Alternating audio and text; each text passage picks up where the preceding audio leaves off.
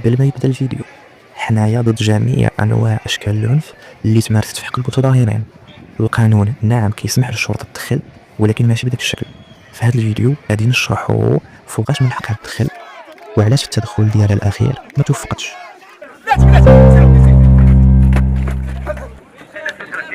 كما كنعرفوا حريه التعبير وحق التظاهر السلمي حقوق مكرسه بالدستور، ولكن كنشوفوا باللي السلطه كتمنعو بالقوه وكتفرقه.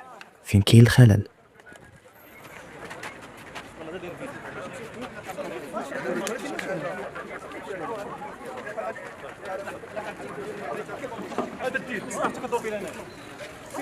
الحق في التعبير حق دستوري، الفصل 25 والفصل 29، ولكن القانون كينظمها وكينظم الطريقه ديال الممارسه ديالها.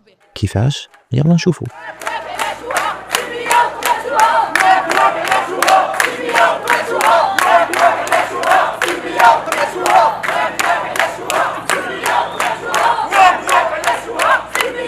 كيفاش تكون المظاهره والاحتجاج قانونيه وبشكل سلمي؟ خصنا نعبروا بهذه الطرق. اول شيء وهو تصريح مسبق. كان علم به السلطه اننا غادي نخرجوا في مظاهره سلميه. تصريح ماشي ترخيص، ودي نعرفوا الفرق.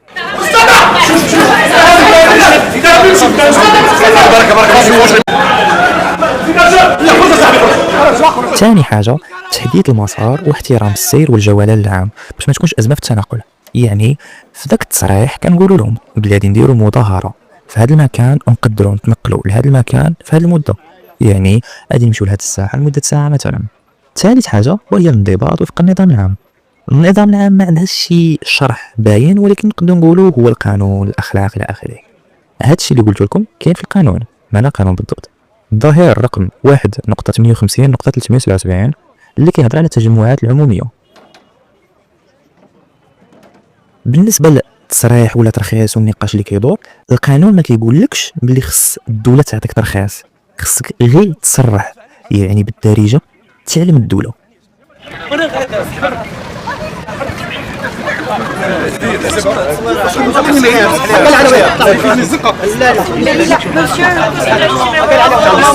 فبالتالي اي مظاهره او احتجاج غير مصرح بها كتدخل في التصنيف ديال المظاهرات الغير مصرح بها والغير قانونيه. هذا الشيء علاش السلطه كتواجهه بالمنع والقوه، ولكن هذا لا يبرر القوه المفرطه.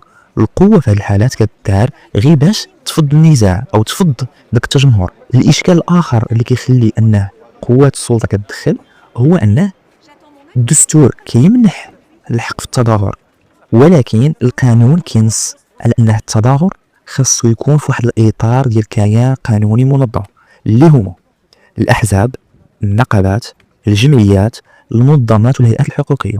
يعني اي حركه خرجت كدير مظاهره وهي ما عندهاش واحد التأطير قانوني، يعني ما حزب ما نقابه ما جمعيه، هي مجموعه ديال الناس قرروا انهم يديروا مظاهره، فان هذا ممنوع. الدليل ديالنا هو الفصل 11 اللي كيقول لا يسمح بتنظيم المظاهرات بالطرق العموميه الا للاحزاب والنقابات والهيئات المهنيه والجمعيات المصرح بها التي قدمت التصريح السابق. وراه واخا تكون ديك المظاهره سلميه ما تمش فيها المس بمقدسات الدوله سواء الدين او الملكيه او الوحده الترابيه، فمع ذلك راه البوليس كيتدخل. ختاما شرحنا علاش السلطه راه كتدخل، ولكن ولو كانت المظاهره سلميه قانونيه كيف ما كان الشكل ديالها، مادام ما دارش فيها العنف واضطرت السلطه انها دير العنف، ما خصوش يكون كما كنشوفوا. خص يكون واحد العنف غير باش تفض الجوقه كما نقولوا، ماشي العنف المفرط، العنف لا مشروع.